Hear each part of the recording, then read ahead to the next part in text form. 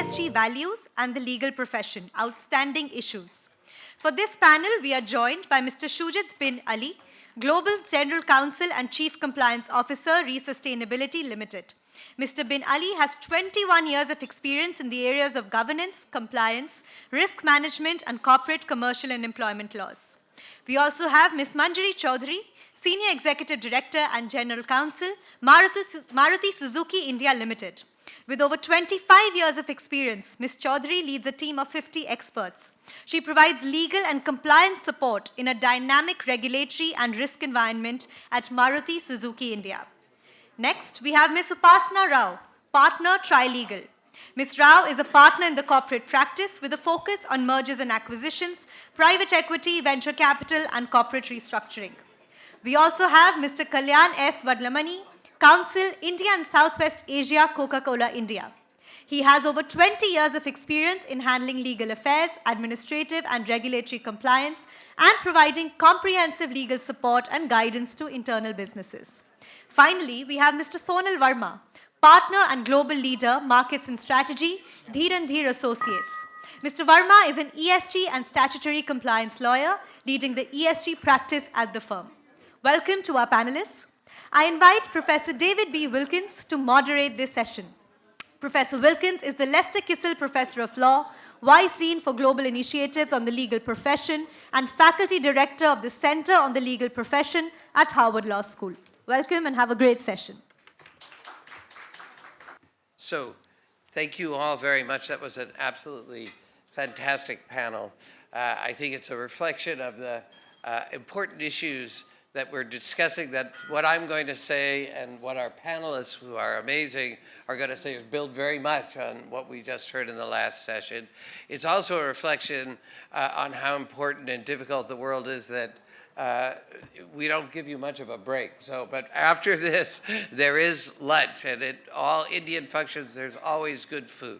I thought what I would do is to try to frame the discussion that we have today by just offering you a little data, which hopefully will give you sympathy to the roles that these great lawyers have to play. So we're trying to understand what are the outstanding issues for lawyers. So let me start with this.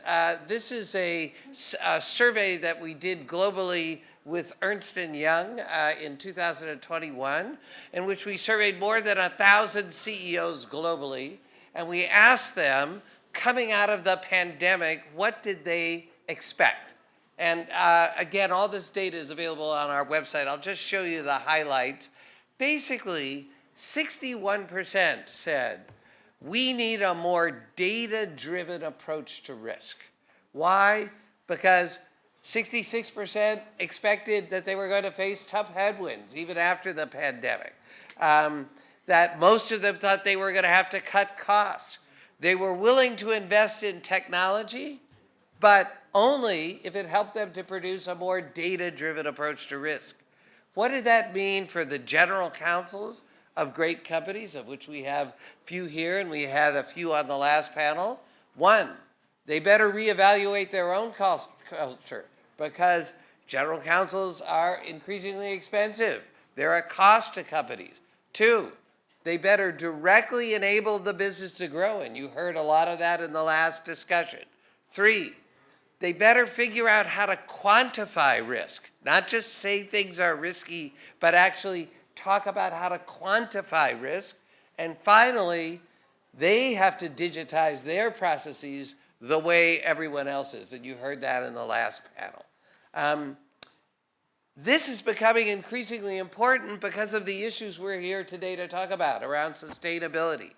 And this is just a slide that shows you how people are being overwhelmed by demands around this issue. So 66% of people think that CEOs should be responsible for solving global problems. Remember, I told you Milton Friedman would be rolling in his grave if he thought that people, that's what CEOs thought. 78% of investors are asking questions about these issues. 46% of regulators are increasingly focusing on these issues. And perhaps most importantly, 62% of employees think they have the right to force their companies to take positions on important social, environmental, and governance issues, and 43% of consumers say it factors into their decision, being overwhelmed from all courses.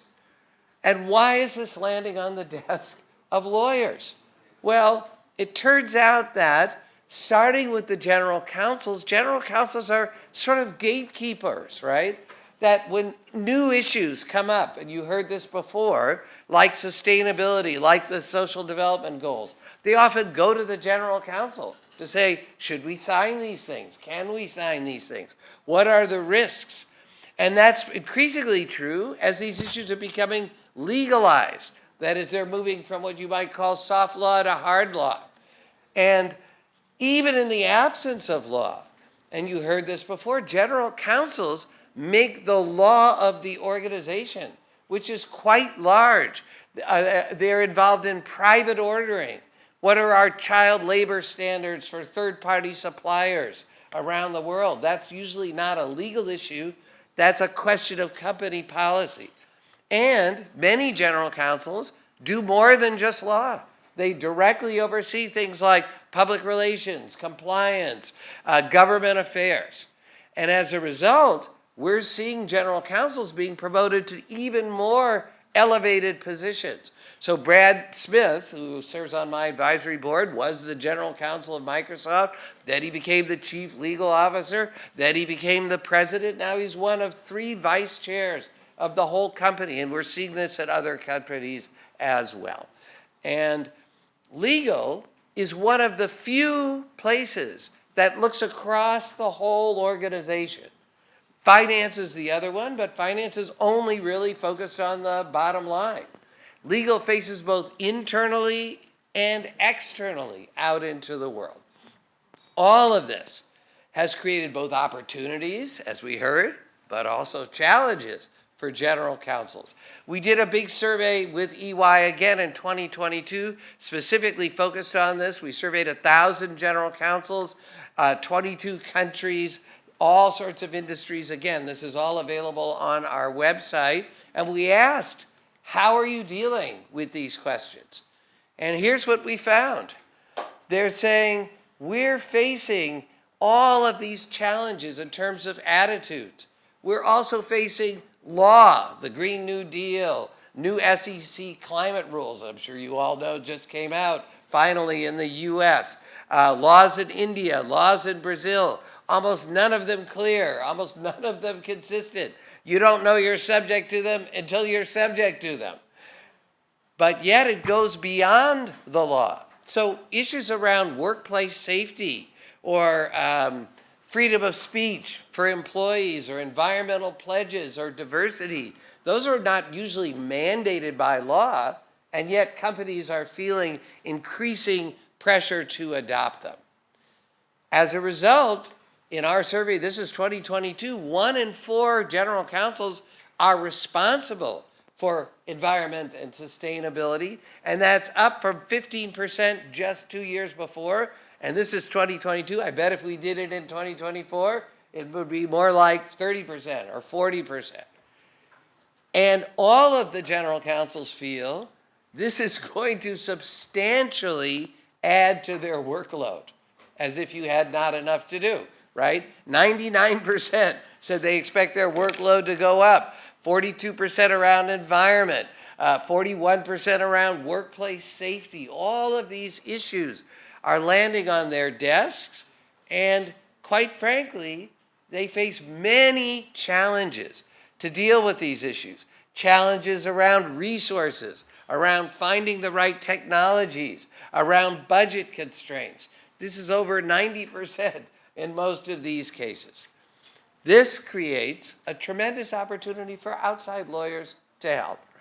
And this was back in June of 2021. This is in my country, the United States. There was a survey done of the top 100 law firms. 42% of them already were developing ESG-related practices. And undoubtedly, that's bigger today. I read about them every day.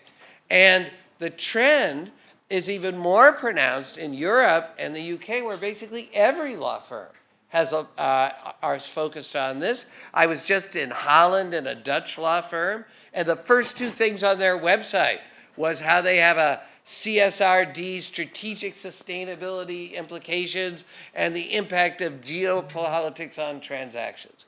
Law firms are responding, knowing that this is critical for their clients. And this is only going to become more important, but it's only going to become more difficult. Now, I'm curious how much of this you're seeing, but in my country, this has become incredibly political. Just since January of 2022, the most important thing, and most of you know this, the controversy around Disney in the state of Florida, in which Disney took a position on a law that was passed in the state of Florida. The governor of Florida, who was running for president, basically yanked Disney's special tax exemptions. And it's still being litigated. But this really scared many CEOs about what the backlash could be. The former vice president of the United States wrote an op-ed in the Wall Street Journal, our major financial paper, saying that ESG was nothing more than the woke left trying to steal corporate America. Several bills have been introduced in Congress to strip index funds from their ability to vote their shares on the basis of sustainability proposals. All of you who run ESG practices, in my country, 5 Republican senators wrote a letter to every ESG practice, whether it was a US law firm or not, raising the issue that the wonderful lawyer who was on the panel raised before, saying everything you're telling people about sustainability violates the competition laws and is illegal. Even BlackRock, which had been pushing sustainability, backed off that position and said, oh, well, we didn't really mean we were going to back shareholder resolutions that, quote, unduly constrain managerial discretion. Correct me if I'm wrong, corporate people, but the whole point of a shareholder resolution is to unduly constrain managerial discretion, right? It just shows you backing off from what was said before, right? And social and geopolitical issues like the war in Gaza have become increasingly toxic and controversial in the United States. And this isn't just in the United States. Royal Dutch Shell dropped Royal Dutch from its name and moved from the Netherlands to the UK because they felt that the Netherlands were being too focused around environmental sustainability, right? All of this, is just making the world more controversial. And yet, for all those young people in the back, and this is what I told them in Jindal, it's just hardening the commitment of Gen Zs and millennials about these issues. Why? Because they have to live with the consequences. This is, again, from the Edelman survey of global trust of millennials just recently, last year, 85% say that companies should take responsibility for economic issues. 77% said companies should have responsibility for social issues. And the part that's the most troubling for many companies, 60% said you should be responsible for the geopolitics of the companies in which you operate. So this is a lot, okay? And the question is, how should we address this challenge? You know what the good thing for me is? I don't have to answer this. I'm just the moderator. Instead, I have assembled an amazing panel of people who I get to ask questions about this, starting with Mr. Shujath Bin Ali, who's the General Counsel, Chief Compliance Officer, already been announced at Sustainability Limited. Ms. Chowdhary, who's a Senior Executive Director and General Counsel of Maruti Suzuki, a really important company here in India. Ms. Upasana Rao, who's a partner at Trilegal, of course we all know, a major law firm in this country. Mr. Kalyan Vadlamani, who's the General Counsel of India and Southwest for Coca-Cola. And finally, but certainly not least, Mr. Sonal Verma, who's a partner at Dhir and Dhir Associates. So, the way we're going to run this panel is I've got an initial question for them, but I really want this to be a conversation among all of us here and among the audience. So we'll kind of do an initial round, we'll have a little bit of back and forth, but then we will open it up for all of you to ask questions. And I warned Mr. Vadlamani that I was going to ask him the question first, because he's the general counsel for, of course, a major multinational. And I've mostly been talking about multinationals, but you're also based here in India and you focus on South Asia. And I just wonder, are you seeing these issues the way in which I've described them in their complexity? And if so, how are you trying to deal with this? Please. Thank you, Professor Wilkins. Namaste. Professor Wilkins is kind. I'm a counsel. My boss is Sonali Khanna. She's the general counsel. Well, you will one day be soon. So in terms of this particular topic, this is something that is very important in the way that we do business, in terms of the FMCG industry, the way that we are looking at as lawyers, is this is essentially the point where we realize that growth, which is the sentiment in this part of the world, has to be sustainable. It has to be organic. It has to leave a footprint which essentially is inclusive, which allows communities to relate to the growth and is not limited to only a strata. So as lawyers, when we look at it, I think the first thing which resonates with all of us, which is also the theme here, is value. So when we look at the black letter law, whether we talk G20, whether we talk UN or any other group as such, the municipal laws may be different. But I think the universal theme is value and the inclusiveness in terms of how we move forward. So some of us are privileged to work in organizations where we have a footprint in, let's say, more than 100 countries. But I think what is universal is the fact that what came out as a declaration even for G20 in the India presidency is that we effectively are one earth, we are one family, and we have one future. The point is some of us could be ahead at this point of time, but sooner or later things catch up. So that's the learning. I think I would say that these are issues which are very real. It's not important in terms of the political tagging, in terms of how it's looked at it, but it's very relevant. Climate change is very real. And so in some ways what you're saying is, as a global company, you have to think about these in a global way, no matter what perhaps the political pushback might be in a particular country. That's very, very interesting. Ms. Chowdhary, if I could go to you, because you are one of India's most important corporates. And I wonder how that's developed, playing out here in a country which is still developing so rapidly and yet also faces many, many challenges. As you know, today's actually a beautiful day in the air in Delhi, but it's not always so, as we know.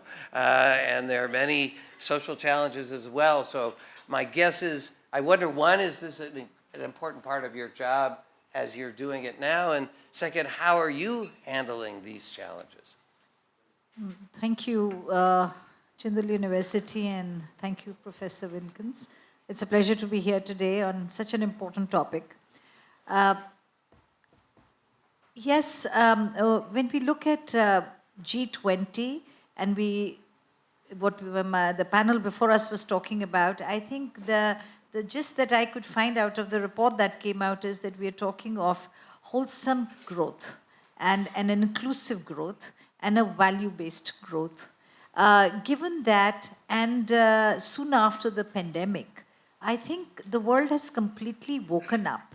Not that people were not aware of that earlier, but I think after that it has struck all of us, where Mother Nature had put us in and we had time to think about sustainability, about are we really dealing with this planet the way we should? Are we giving it the respect it deserves? And therefore, soon after that, we saw a huge uptick in the consciousness of the people globally, and India is very much a part of that today. Yes, we have seen a greater consciousness in India, and I'll try and speak to India, though my previous when I used to work for General Electric, I've had a global experience, but my current role is, fluctuates between India and Japan. So in India, I have seen that there has been a greater consciousness around ESG. It has, you find customers wanting to work with companies or look for products which have greater sustainability. We have young people, you mentioned the millennials and Gen Zs, who are today the customers for most of the large majority of our products. And a lot of what they think is getting, the message is coming in, and that's how we build and look at our products. We are a listed entity. We also have shareholders and investors to take care of, who today do not want to just look at a bottom line, but a triple bottom line, which means not only reporting on your financials, but reporting on your environmental, outcomes as well as your societal outcomes. So there is a whole perception that has changed. Coupled with this has been the law. The law that has come in, the regulatory changes. ESG has been mandated by law for the top 1,000 listed entities, and some more from the private limited companies as well. So this is going to be the second year of filing of disclosure reports. So when you look at the whole scenario, there is a change in perception, there is a change in the way your customer wants things, there's a change in the way your investors looking at you, and there's also a regulatory impact. How does a corporate like ours respond to that? And we, as a Japanese company, I think Japan has been quite a forerunner in terms of sustainable practices. Their manufacturing practices have always been far ahead of the curve. So we gain a little bit of an advantage there because, they've always built that concept of sustainability when we manufacture. But as a company and as we are all in the auto sector, so therefore products where, emissions, and you just talked of the bad, pollution that the NCR region has, emissions, people say play a contributing role. We provide a fleet of vehicles that has the least carbon footprint. So I think we are also a company that is very high on CNG.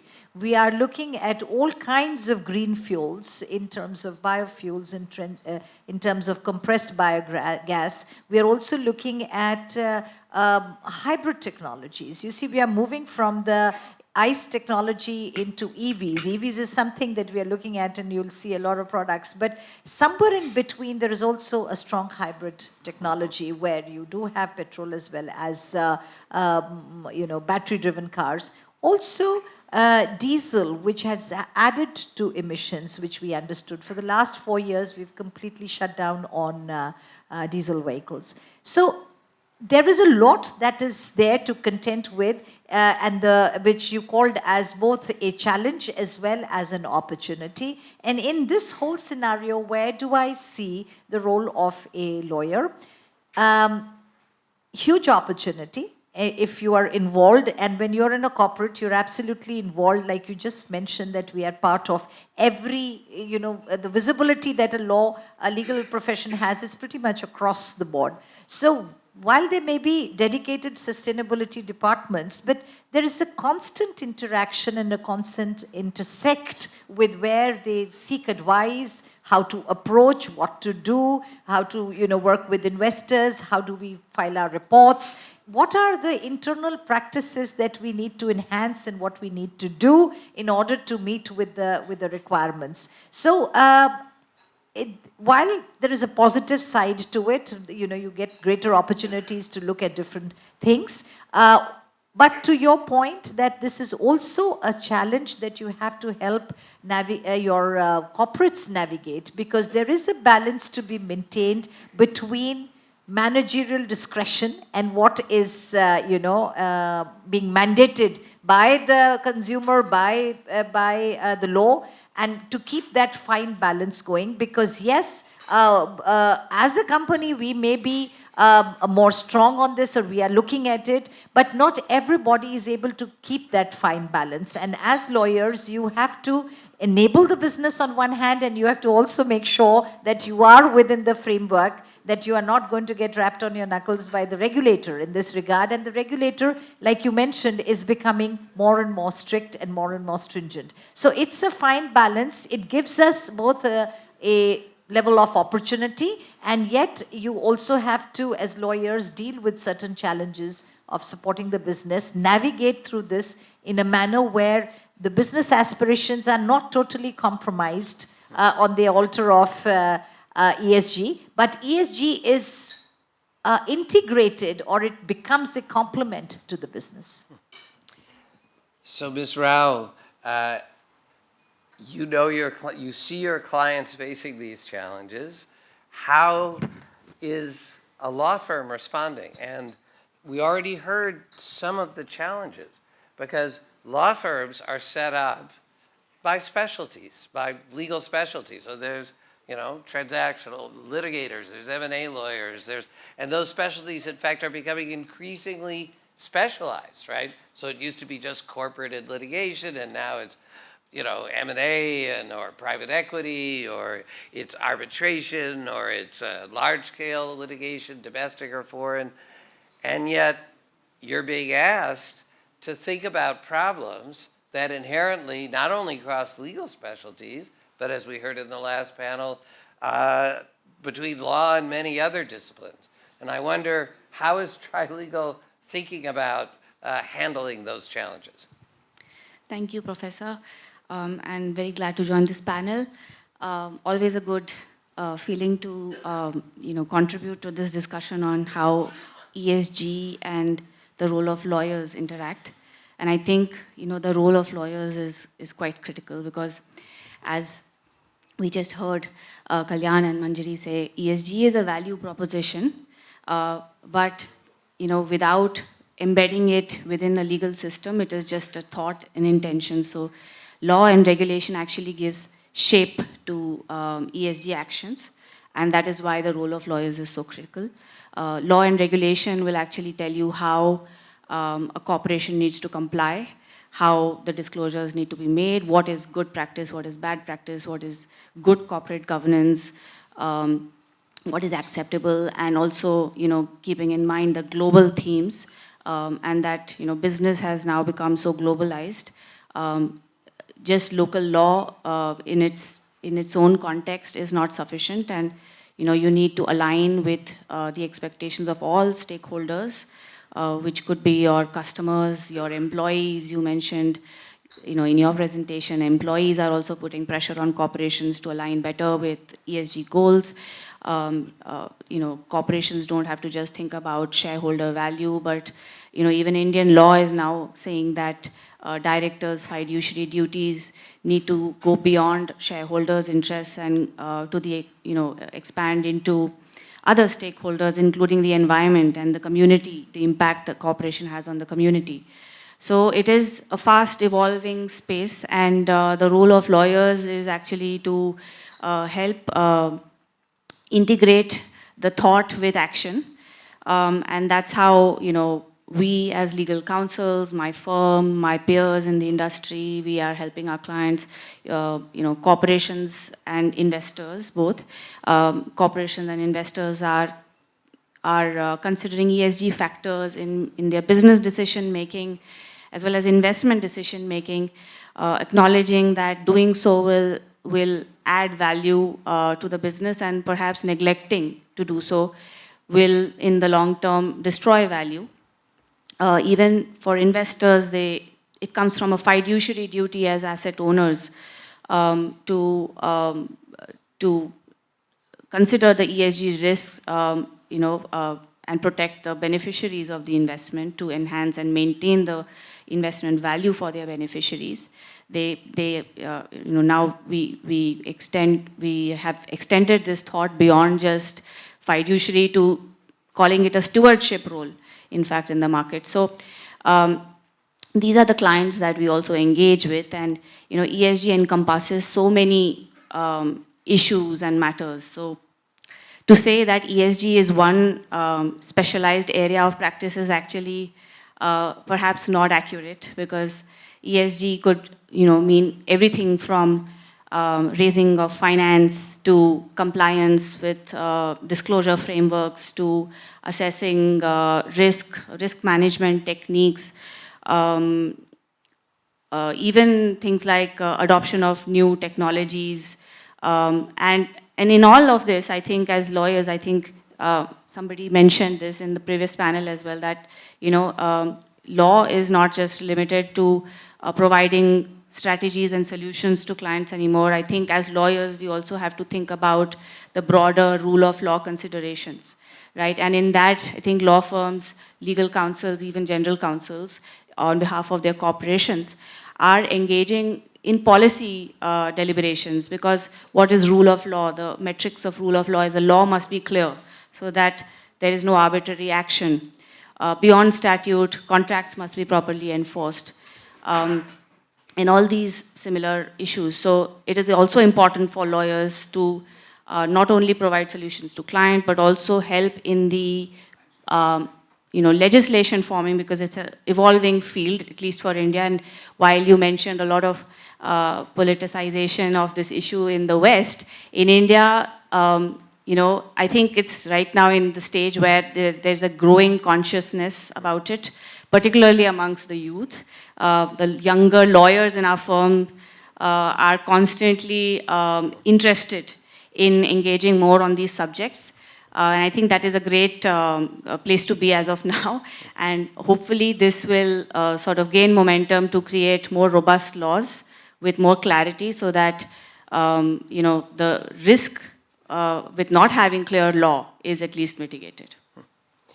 So, Mr. Verma, I want to come to you because you're also in this position, and I think I heard maybe them say you run the sustainability practice at your firm, if I heard correctly. Oh no, I'm sorry, I heard that incorrectly. But I will come to you in a second to ask about that. But in terms of being in a firm, one of the things that Ms. Rao said that's both true but also complicated is that it's not one thing, it's maybe everything. And in fact, it reminds me of the movie that won the Academy Award a couple of years ago called Everything, Everywhere, All at Once. But remember, if you saw that movie, you had to have like parallel universes going on all at the same time. But that's a little difficult when you're trying to run a law firm, which has its own questions of both economic viability and sustainability. Recruiting young people, it also has its own issues around sustainability. I wonder, how do you think about kind of, the competing forces? It has to compete. Not that the two of you sitting next to each other so friendly are competitors, but, there's a competition for clients. And sometimes when we have such a competition, there's not just a race to the top, there could also be pressure for a race to the bottom. How do you think about managing and running a law firm, trying to deal with these issues while trying to deal with all the other issues that you have to do in running a law firm? Hi. Thanks, Professor Wilkins, for the question, and thanks, Professor Raj, for having us all here, and everyone from ABA. Now, it was during COVID times when at Dhir and Dhir Associates, we set up the first ESG dedicated practice desk. And the triggers were the big investments from coming into the startup community. In addition to legal due diligence, financial due diligence, ESG due diligence was being asked. And I would say that the world has been very different from 2008 onwards. Impact capitalism came in, then 2015 Paris Agreement, all of that came. India understood without the private companies to push on sustainability, ESG, and responding to the needs of the global investment wouldn't be possible. So 2019 November, Government of India released National Guidelines on Responsible Business Conduct, NGRBC. If COVID wouldn't have hit us, we would have got it implemented across every private company. But COVID came in, and I think aspect which we saw was post the Biden government came, the past regime was not that very climate change, and US takes the seat in driving things. So it was 27 to 30th April 2020, when a virtual climate change agreement happened. Our Prime Minister was also part of it, chaired by Mr. Biden. And we saw 10 days after that, Indian stock market regulator SEBI, 10th May 2021, they released a 35-page template for mandatory reporting by top 1,000 companies in India, which again has now gone more revised, another 7 pages added to it last year. And just imagine, 42-page template, the report's gonna be at least 80 to 100 pages. So 1/3 of the annual report of the Indian companies is non-financial disclosure. Wow. So that's actually, I would say, working well. And with this practice desk, what we do is focus is the key. We believe, and I think it has helped us, be it from listed companies to unicorns, all these Shark Tank guys, many of them. So the perspective is, what we're trying to do is, the promoter needs to understand that code of conduct, which was written 30 years before, needs the first relook. Policies need the relooks. Standard operating procedures, are they compliant to the laws? Actionables happening. Then comes is your disclosures. And then comes your ratings, ESG awards, and EcoVadis, and lot many other things happening. And what we see, these are deeper engagements. We don't come in as a transaction expert. Okay, that 3 months we do it. No, it's a year-long process. We measure the maturity at the end of the year and prepare our next plan. How do we go about? And I think last year, when the New Delhi agreement of G20 did get signed up, I think it was 9-10 September last year, that one terminology made, I think, every lawyer in this room strong, sustainable, balanced, inclusive growth, SSBIG. I think that's the message which the New Delhi Agreement, and if you see that entire document, wrote an article for one of the global publishing bodies, many references to inclusiveness. We saw this whole concept of financial inclusion action plan coming in. And good news is for lawyers. And I think out here at Jindal Global Law School, we do have some interns maybe who work with us out here. So it's been a great journey. And as a firm, we are committed towards capacity building. We do lots of these things, like at least last year, I remember it was almost 400 plus trainee opportunities we gave.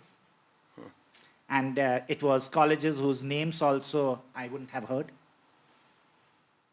So yeah, it's great field to be in, and I think soon enough, Bar Council is going to think about it. Yes, the global standards, what does a UNPRI mean? What does a GSA mean? How does the standard setting boards, they need to be seen with the laws. So there's enough action for lawyers. Yeah, thanks. So, Mr. Bin Ali, you have been involved in this in many ways because your company is so deeply involved in this, both in sustainability and waste management.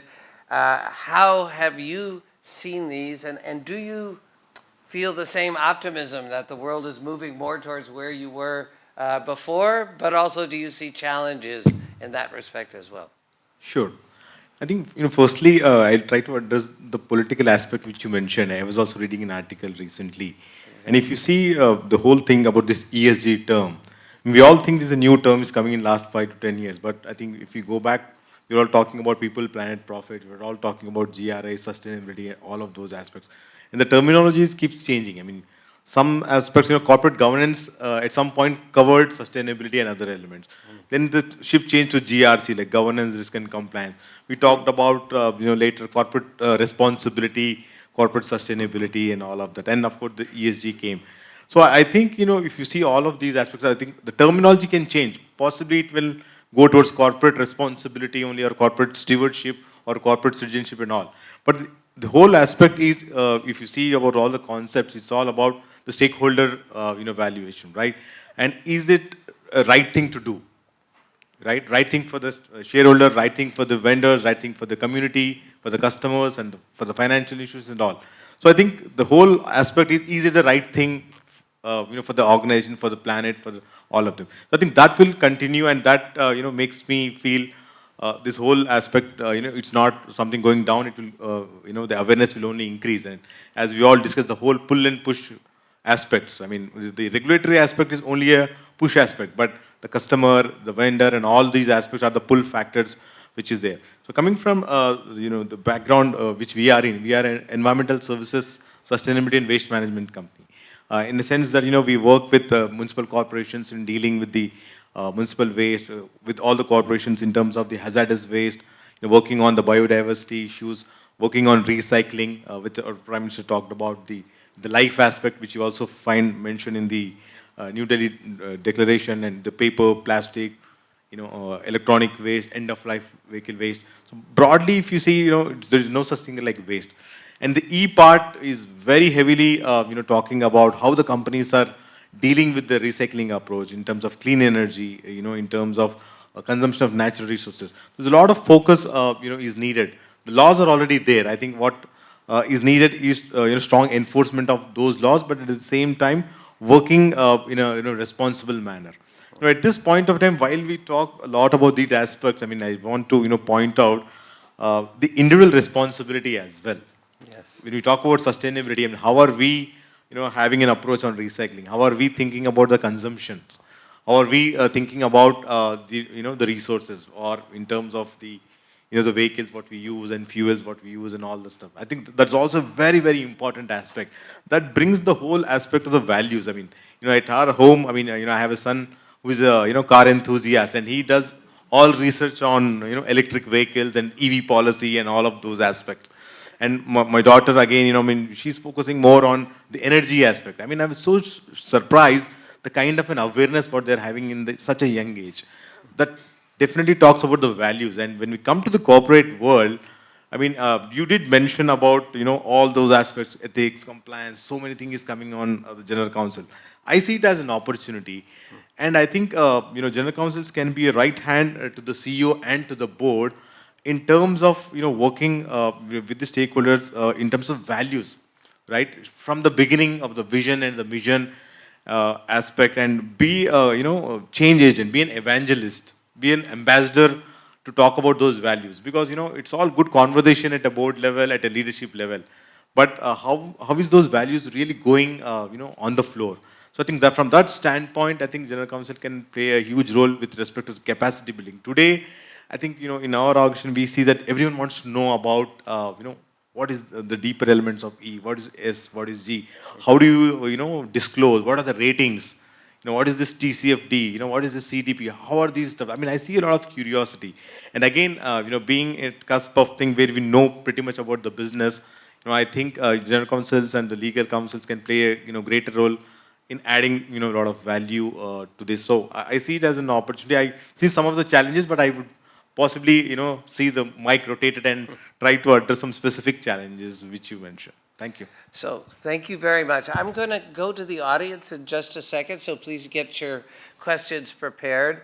But your last comments, Mr. Bin Ali, and really this ran through all of yours, is kind of what I'd like each of you to think about. Don't all have to reflect, anybody who wants to go first. But my guess is, I'm looking as many rooms, the important, powerful people like Raj Kumar right in the front row, and then the next row or another level, and then the students are in the back, okay? So I'm speaking to the back. And because my students, if you are anything like my students, they desperately want this because they know it's going to affect their worlds, and for their children's world. But they're deeply skeptical, to be very honest, about what's said. And it's because they know that a lot of things are said, and then when we look at what's done, there's a disconnect. And how do we make credible? I talk to enough people like you, I know what's coming, I know how people are struggling with these issues, but I also know that it's often not credible for the very audience we really need to affect, which is the next generation. And so maybe anyone who wants to begin this discussion to say, how do you make your organization's commitments to these issues credible in a way that's not just, the term greenwashing or a television, every commercial says we're the most sustainable, we're the most friendly, they all have butterflies and waterfalls and, but, we're all deeply skeptical. So anybody who wants to go first, please. I think the proof of the pudding always is in terms of having it. So when you put your money where your mouth is, I think that's where even people are able to see that this is not merely unaudible as such. So if you were to look at advertising, the way FMCG goes about, they don't advertise to children in a lot of the segments. That's one. If you look at the way that inclusiveness has been brought in as part of corporate culture to say that you need a particular amount of diversity in the board, when you look at the way that we have anti-harassment laws in this country, or otherwise how we are looking at the region, we are ahead of the curve on a few things, but I think we are also catching up on the other. But what's very important is when you look at sustainability, today it's not limited to just environment or climate. Yes. The ESG by itself are 3 pillars, and I think what the panel has also conveyed earlier is these laws were there. It's how we are looking at it today, post, let's say, internet, post-COVID, that even data and privacy are looked as more like a fundamental right, akin to what's there in Europe. So maybe, unlike California, maybe rest of US looks at it differently, but how we are looking at it today is that it is a currency. Companies are data companies today. So whether it is how we treat data, how we treat employees, suppliers, I think where effectively everything is adding up is resilience. We are consistent. Companies have targets of carbon neutrality by a particular year. Most are struggling, but I think what's important is the effort is not lacking. So somewhere what we've seen is if we see World War and we see 2024 today, I think what's important now is that smaller communities, smaller groups, whether it's the G7, whether it's the G20, I think BRICS, everybody is coming together to see what are the common themes, how can we move forward. And the similar effort and this enterprise is going on with organizations as well. So I would say that the future is quite, I think, safe because the effort is going in, but are we going at a pace where we should? Maybe there's more to be done. Please. I think the first aspect, is the board's awareness and the vision of the company and the tone at the top. I think goes without saying, and that is definitely visible in terms of demonstrating the credibility. And second, in terms of the investment, we're all talking about all these things, but what is the specific budget or what is the specific resources being created, right? I mean, you need right resources, you need right technology. That is again a clear aspect. And with respect to the whole disclosure, I mean, whether it's BRSR report or you may call GRI or whatever frameworks, I think the whole, aspects of very specific data points are, disclosed there. I mean, if you go through the report as Sonal did mention, or you see any other global reports, the kind of a data which is disclosed is very, very specific, and that has to be, credible and backed by the data, backed by the evidence. Yes. Right? And as you talked about greenwashing and some of the advertisements and all, I think going forward, that's again a big area in terms of ESG disputes, greenwashing litigation. That will definitely one area. And when we disclose all those data, I think that demonstrates the credibility because all of those ESG goals and maps, are evaluated against the promise. So I've seen some of the companies, when they start this conversation, they will be like, okay, where we are and where do you want to go? Right? Just like how we are seeing the commitments which is being made by the various countries and a lot of corporations. Although it's easy to give a goal for 2030, 2040, 2050, I think the conversation, at least in some of the organizations, is, okay, let's talk, what do you want to do in next 2 years, next 3 years? Let it be very specific. How do you want to reduce the consumption? How do you want to, increase the diversity? Give very specific numbers and make it as a goal and a promise, disclose that, and come back to the stakeholders and show the progress. So I think there are ways and means, wherein the companies can demonstrate that they are actually credible. And in all the parameters, whether it is social or governance or environmental, I think the key aspect of whole disclosures is to be very specific. I mean, you can even see in disclosures as specific as how many complaints of sexual harassment have been received, right? And how they are resolved, what are the open issues. I mean, if you go, how many trainings have been conducted, the kind of information what is needed and disclosed is tremendous. And right now it's voluntary. Right now there's no assurance, but I understand that in next 2 years, I think all of those data have to be assured. Have to be assured. Thank you. Ms. Rao, did you want to say something? Please, go ahead. Please. Okay, just to add to the points that my colleagues have made, I think one of the most important things, all of them have alluded to credibility. I think all organizations, it also boils down to the values of the organization. Some are up the curve, some are catching up, so there will always be some sort of a difference. But when you become a large corporate, you have reached that spot by the dint of your of your products or of your practices, of the way you approach regulations, the way you are stat compliance. It creates holistically a level of credibility in the eyes of your employees, your customers, and your regulators, most importantly. And therefore, I feel that when you were just talking about that, how do you ensure that there is credibility around the ESG instead of just a greenwashing? I think it emanates from your values as an organization, that you would do whatever you do is going to be credible, and there will be a proof to that. And there's a lot of sense in not starting too large, to not boil the ocean, as they say, but to really pick, what are your essential areas.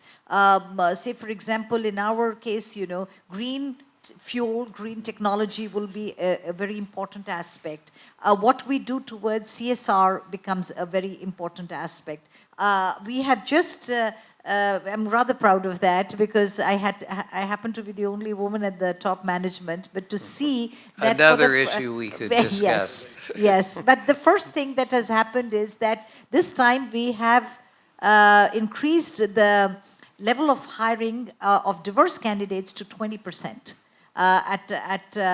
Straight from the campus, which are more engineers, etc. And we have set up our first line in our plant, which is all women manned. So it has just been, inaugurated on the 23rd of February. We are rather proud of that. It has taken a long walk for a company like ours to break that barrier that in manufacturing, and more typically in an auto sector, there can't be women working, or it's difficult for them to work. So that has been started. So I think there are those steps, but whatever step you take needs to be credible. Another important area was that we've started a supplier, Maruti Suzuki Supplier Corporate Governance Council, which has been established with our top 30 suppliers by value of their business with us. We are again starting small, and we are talking extensively on ESG, because if one of the things about ESG is just not only doing it yourself, but taking it down to your channel partners or your supplier partners, your entire value chain. How do you educate them? How do you do this together? And then therefore they do it with their suppliers. So I think it's just about the right steps, the understanding what is within the domain of your business and what is required, trying to take it forward, show the right results, build the level of credibility, and then take the next step. Just one point on the value chain. I mean, I think going forward, Yes. it's going to apply in scope 3, upstream, downstream, and all. Exactly right. And I was in a session at MSME, small and medium Yes. scale, and their big concern was, how do we even get to this level?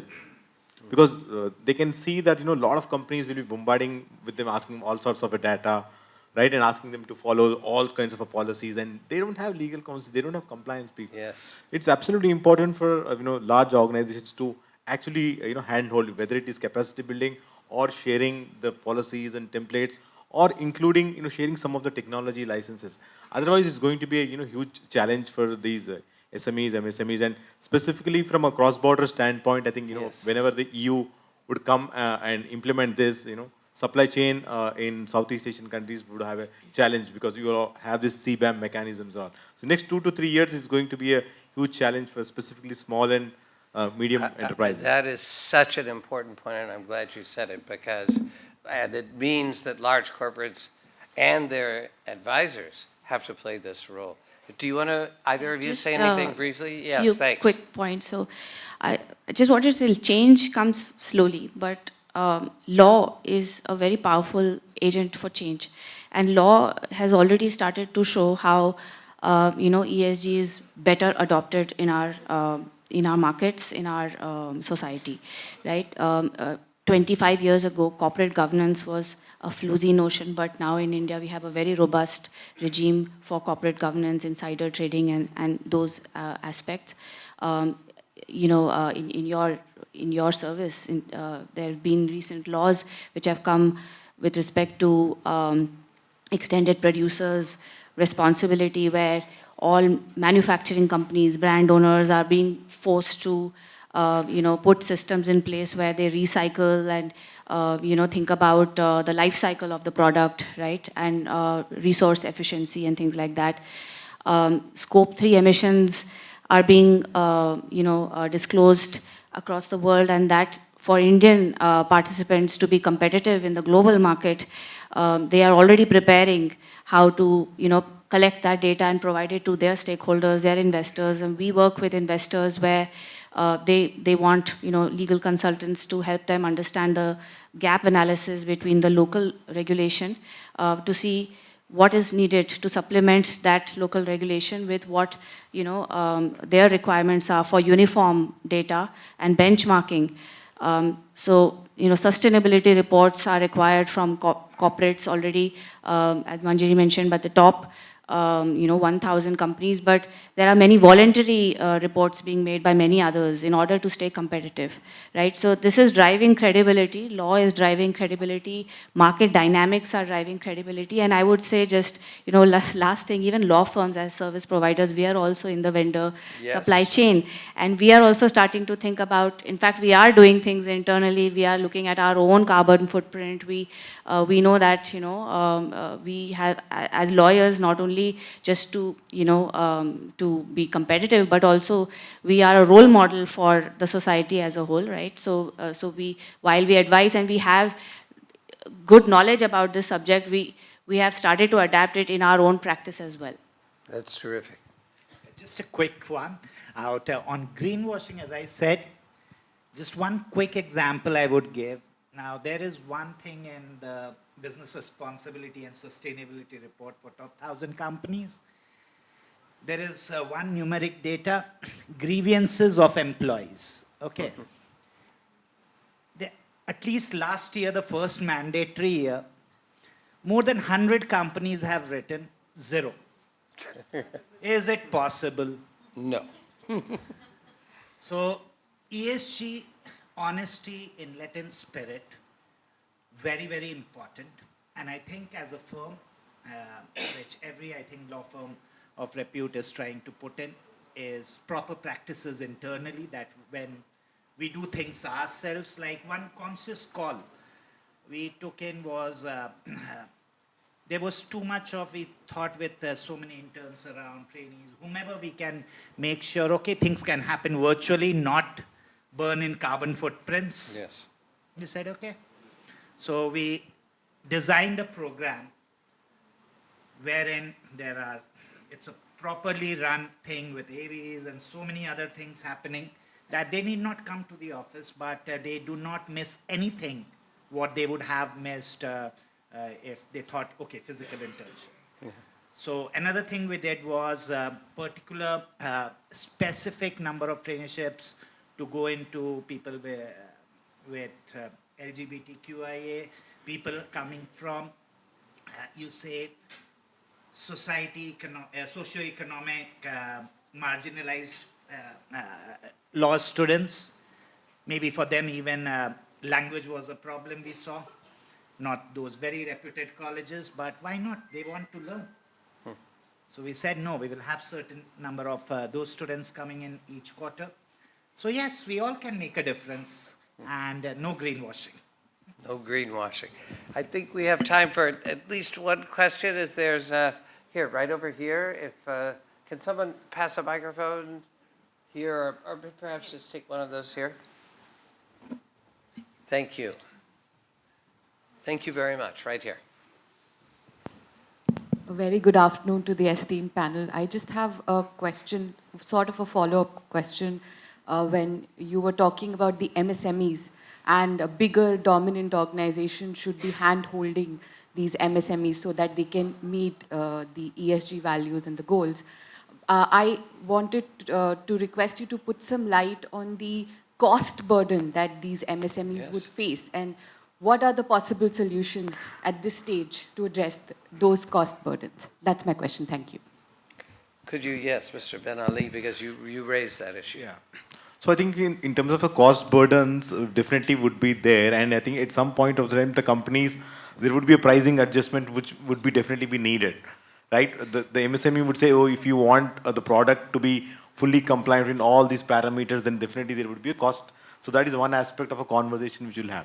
Second, with respect to those aspects which I talked about, whether it is in terms of policies, technology, data, even certifications as well. Imagine a situation, if the MSME is a supplier, for some 100 companies, everyone would ask same information in different formats. Imagine the kind of resources, formats and all of those aspects. Let's say if they're using some technology, that's even a challenge. So the point I was trying to make is that the companies, can actually give an access. Let's say there is an e-learning program. You're talking about human rights, bribery, and all of those aspects. And it's easy to ask in the vendor diligence question, oh, do you have policies? Have you doing training and all those aspects?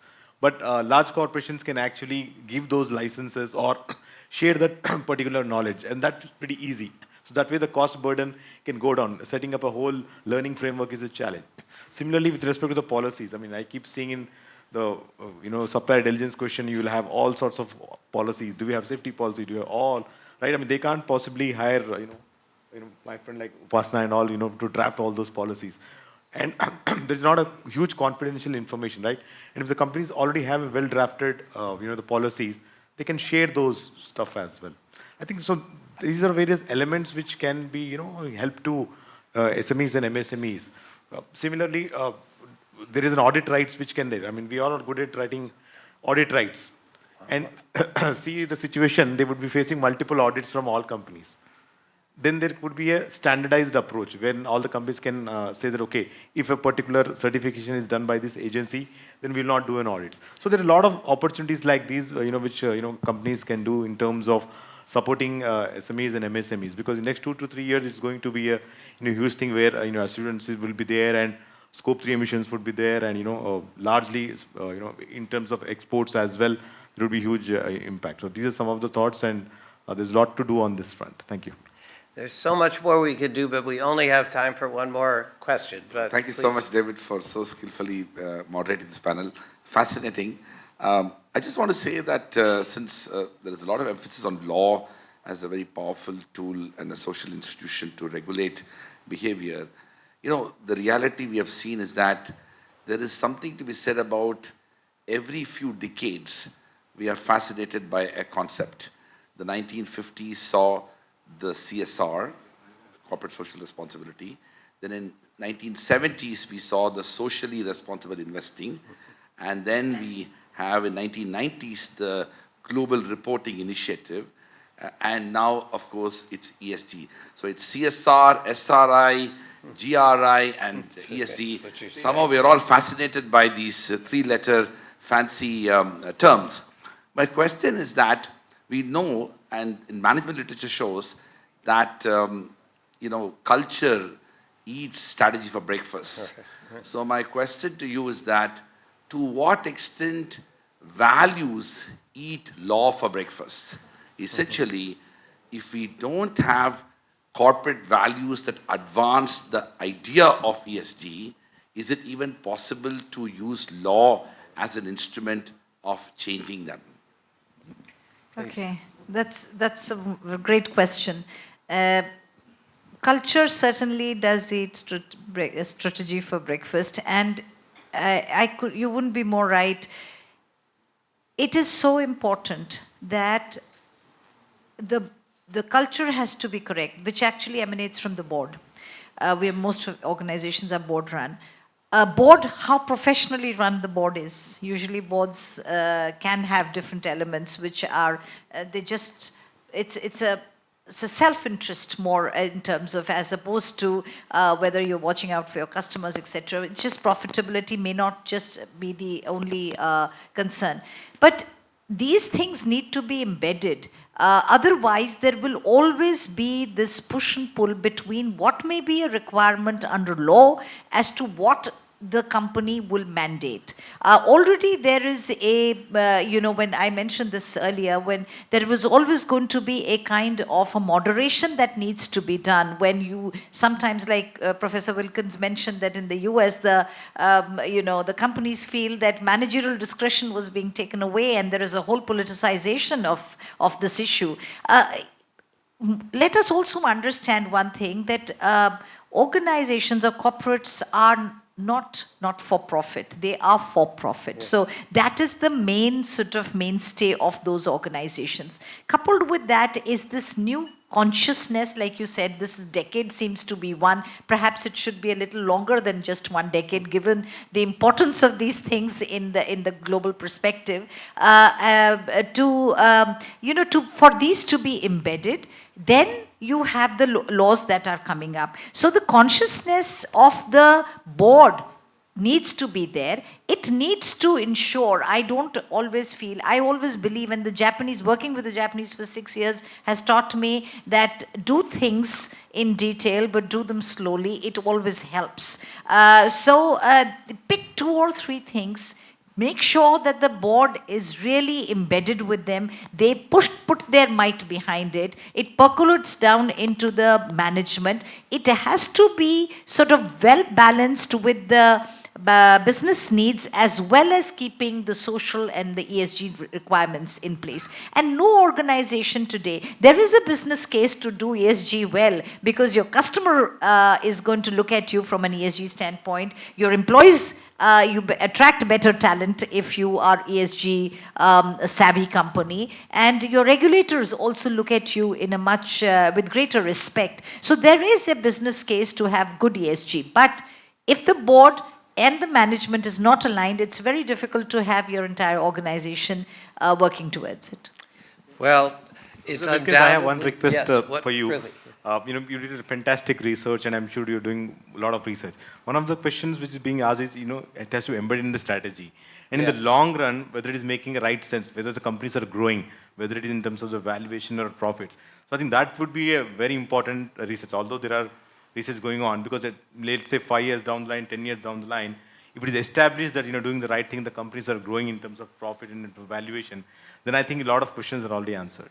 There's no question that research and data and metrics, we are just at the beginning of this, and we critically need it. And if we're going to do this research, we need the support of all of you, which is why, although culture undoubtedly eats strategy for breakfast, Napoleon said, an army travels on its stomach, and so does a conference. And it's lunchtime, and therefore we will break for lunch. I hope we can continue the conversations over lunch, and we have a fantastic afternoon, sorry, we're not keeping you all day, session as well. But before we break, please help me to thank this amazing talent. Thank you.